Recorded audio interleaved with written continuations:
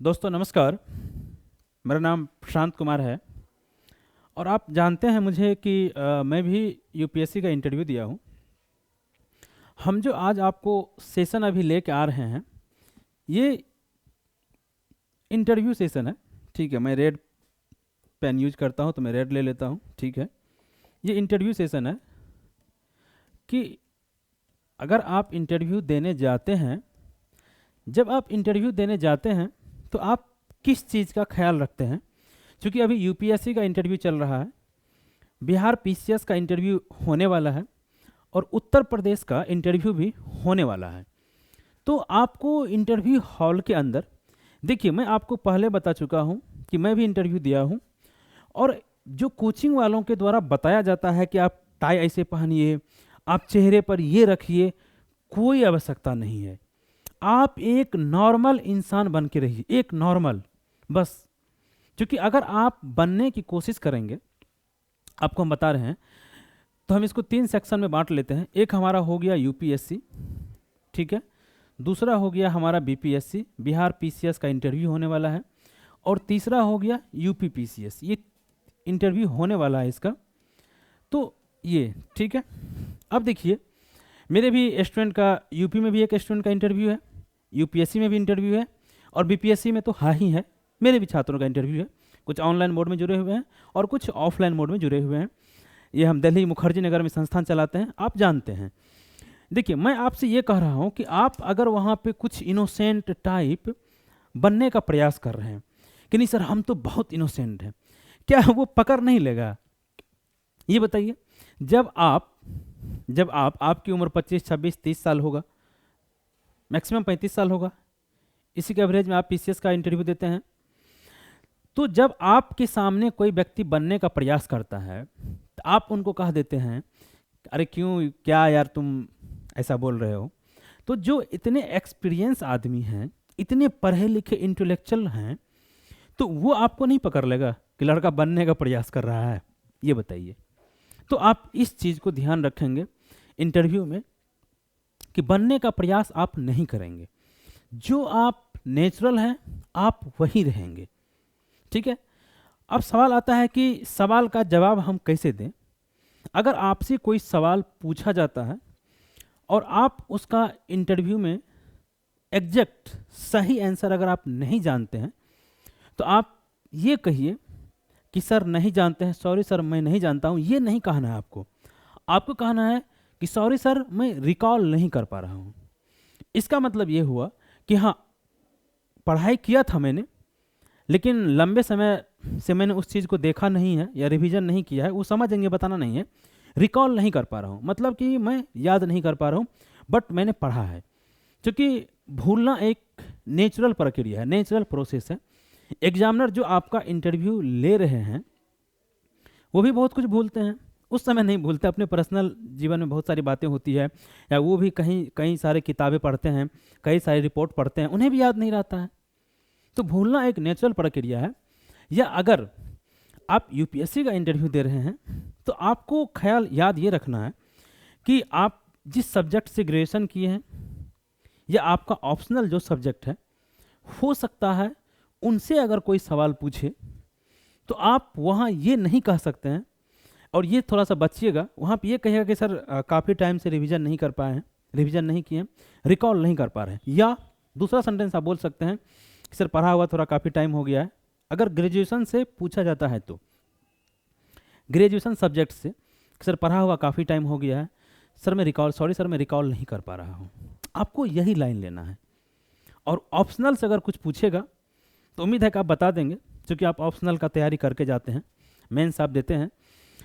और दूसरी बात, मैं दूसरा पॉइंट बताने जा रहा हूँ कि इंटरव्यू कोई नॉलेज का गेम नहीं है, ठीक है। इंटरव्यू कोई नॉलेज का गेम नहीं है, ठीक है। क्यों?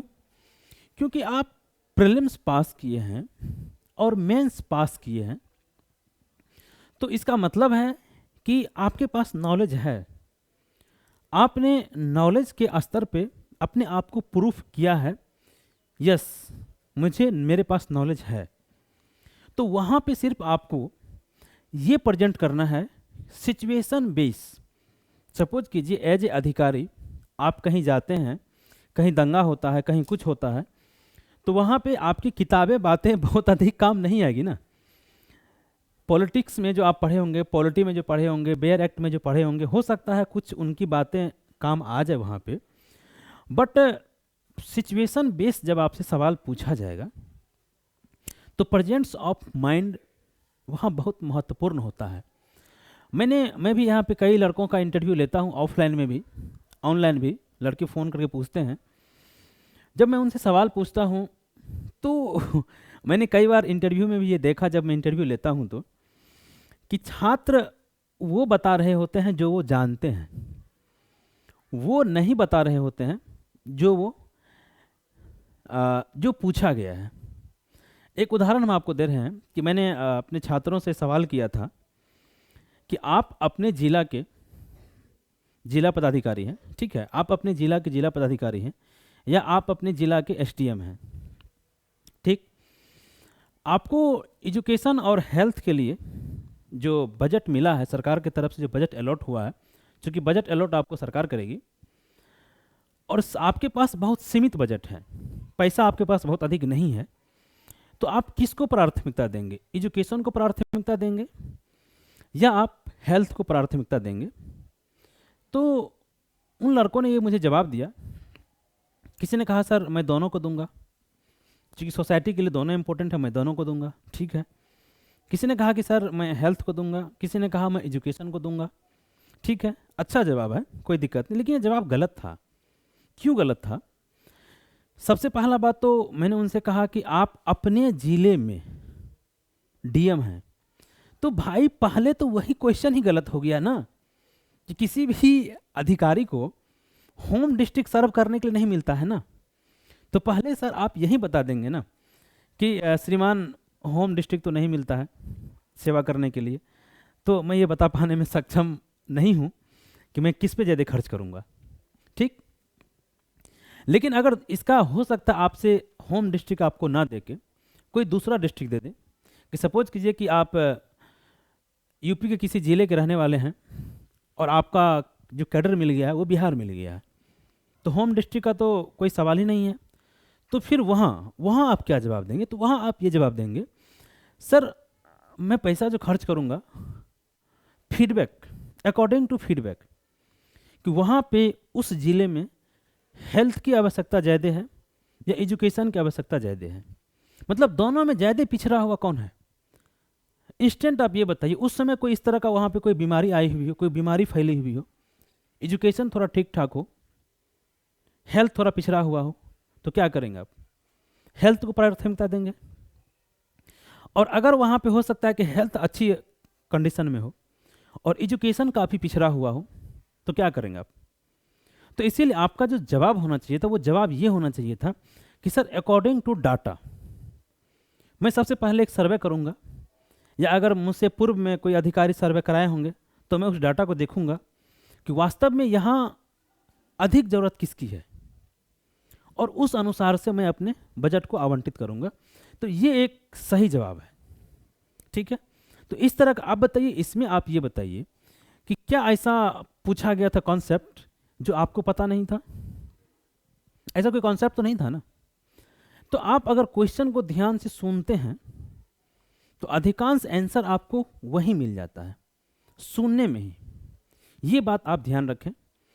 तो मैं आगे से आपके सामने कुछ इस तरह का सिचुएशन बेस्ड क्वेश्चन, पहली बात, और अभी पार्लियामेंट से, संसद से, भारत सरकार के द्वारा जो कानून बनाया गया है, तो जो लोग यूपीएससी के इंटरव्यू दे रहे हैं, जिसे जम्मू कश्मीर को लेके आया है 370 वाला विवाद, सुप्रीम कोर्ट ने कहा सही है। निर्वाचन आयोग हो गया, इसको लेके सरकार ने नया अमेंडमेंट लाया है। पोस्ट ऑफिस को लेके आया है, ठीक है। टेलीकॉम बिल को लेके आया है। ये सब लोकसभा से, राज्यसभा से पास होकर कानून बन चुका है। या सीआरपीसी, आईपीसी और एविडेंस एक्ट में संशोधन करके बीएनएस और भारतीय साक्ष्य अधिनियम जो बनाया गया है, तो क्या चेंजिंग किया गया है उसको लेके हम आपके सामने आएंगे। और आप अगर इंटरव्यू दे रहे हैं, आप हमसे जुड़ जाइएगा। ऑफलाइन या ऑनलाइन मोड में भी आप हमसे कोई भी सवाल पूछ सकते हैं कि सर इंटरव्यू में क्या क्या पूछा जाएगा, और मैं ये वीडियो लेके आऊँगा लगातार आपके इंटरव्यू के लिए। और सबसे बड़ी बात है कि मैं जो कानून बना है BNS और BNS और भारतीय साक्ष्य अधिनियम, तो यहाँ पे सिर्फ अभी हम एक पॉइंट आपको बता रहे हैं, बाकी चीज़ हम अगले वीडियो में, नेक्स्ट वीडियो में आपसे कंफर्म करेंगे कि क्या पूछा जाएगा और आपको क्या जवाब देना चाहिए था। तो बहुत सारे वकीलों, पुलिस वालों का ऐसा कहना है कि कानून की जो भाषा प्रयोग की गई है ना, जो कानून बनाया गया है, काफ़ी जटिल भाषा है, काफ़ी क्लिष्ट भाषा है, काफ़ी जटिल है। ये मैंने भी पढ़ा भारत सरकार की वेबसाइट पे जाके, तो निश्चित रूप से हिंदी वर्जन उसका काफ़ी क्लिष्ट है। और आप जानते हैं कि शब्दों के खेल पे बहुत कुछ हो जाता है।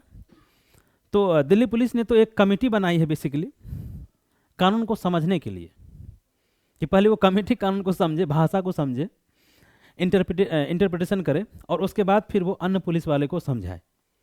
ठीक है, तो आप अपने इंटरव्यू के समय में ये भाषा की क्लिष्ट जटिलता हम इसलिए बताएं कि कानून किसके लिए बनाया गया है? आम आदमी के लिए।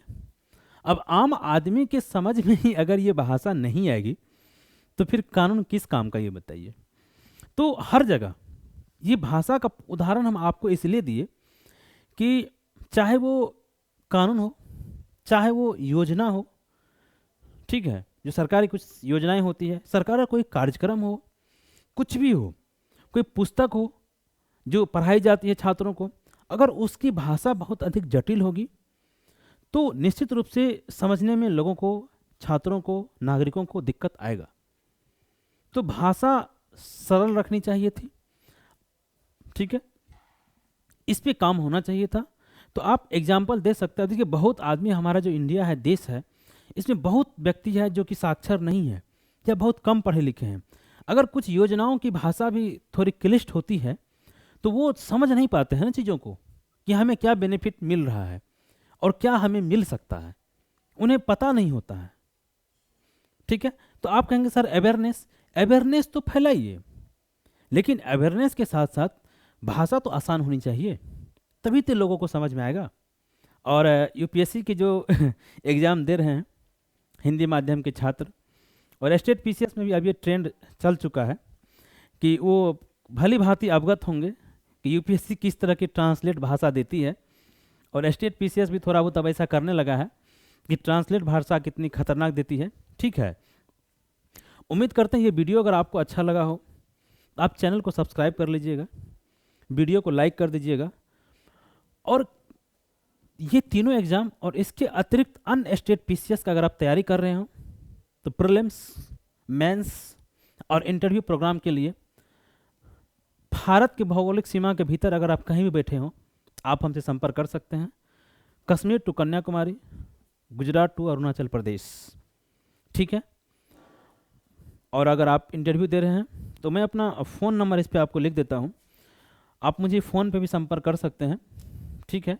आप मुझे कॉल कर सकते हैं 8677968108, ये मेरा फ़ोन नंबर है। इस पे आप मुझे कॉल करके इंटरव्यू के सवाल या कैसे करना है, वो आप पर्सनल कोई सवाल अगर आपसे हो तो आप हमें पूछ सकते हैं। लेकिन मैं आपसे फिर बता रहा हूँ हाथ जोड़ के कि कोचिंग वाले जो बहुत सलाह आपको देंगे कि ये नहीं करना है, ये नहीं करना है, आप उस पर ज़्यादा अमल मत कीजिएगा, शायद आपके लिए संकट हो जाए, ठीक है। और अगर कभी अगर पूछ दे आपसे, सपोज कीजिए कि आप क्या, आप इंटरव्यू में हो सकता है कभी कभी हल्का फुल्का सवाल ही पूछ लेता है माहौल खुशनुमा होने के लिए, क्या आप सिगरेट पीते हैं, आर यू स्मोकिंग, आपको बोल देना है हाँ सर। अगर आप करते हैं तो ऑनेस्टली बोल देना हाँ, नहीं करते हैं तो नहीं करते हैं, ठीक है। लेकिन अगर आप करते हैं तो ऑनेस्टली बोल दीजिए हाँ सर करता हूँ, क्योंकि अगर आप जैसे ही बनने का प्रयास करेंगे आपका बॉडी एक्सप्रेशन चेंज हो जाएगा। क्यों, मैं एक एग्जांपल आपको दे रहा हूँ। पॉलीग्राफ टेस्ट होता है, झूठ पकड़ने वाली मशीन, वो कैसे पकड़ लेता है कि जब आप झूठ बोलते हैं तो आपके बॉडी का हार्मोन्स थोड़ा अलग तरीक़ा से काम करने लगता है, अलग तरह से एक्टिव होता है। तो ये सोचिए वो लोग कितने लोगों का इंटरव्यू ले चुका है, वो पता चल जाता है ना कि आप यार झूठ बोल रहे हो, बॉडी एक्सप्रेशन आपका चेंज हो जाता है। आप अपने फादर के सामने कोई झूठ बात बोलते हो तो बॉडी एक्सप्रेशन आपका चेंज हो जाता है, और जब बात सच होती है तो आपका उस समय बॉडी लैंग्वेज थोड़ा अलग होता है। यही होता है जब आप इंटरव्यू में बैठे होते हैं। तो आप ये कहिए कि हाँ सर मैं लेता हूँ, कभी कभी लेता हूँ, मैं इसका एडिक्ट नहीं हूँ, मुझे इसकी आदत नहीं है। कभी दोस्तों के बीच होता हूँ या सीनियर्स लोगों के बीच होता हूँ तो उनके आग्रह पर मैं कभी कभी ले लेता हूँ। ठीक है, तो इस तरह के सवाल से आपको बचना नहीं है, झूठ नहीं बोलना है, ईमानदारी से बता देना है, क्योंकि उनको भी पता है कि यार आजकल के लड़के जो है सिगरेट पीते हैं, उनको पता है। ठीक है, तो अगर ऐसा करेंगे तो उन्हें लगेगा कि ये लड़का बन रहा है। तो मैं ये बता रहा हूँ। ठीक है, उम्मीद करती है वीडियो आपको अच्छा लगा होगा, तो आप इसे लाइक कर दीजिएगा, चैनल को सब्सक्राइब कर लीजिएगा, और नेक्स्ट वीडियो के लिए इसी तरीक़ा से आप हमसे जुड़ जाइए। ठीक है, चलिए बहुत बहुत धन्यवाद, बहुत बहुत धन्यवाद आपको।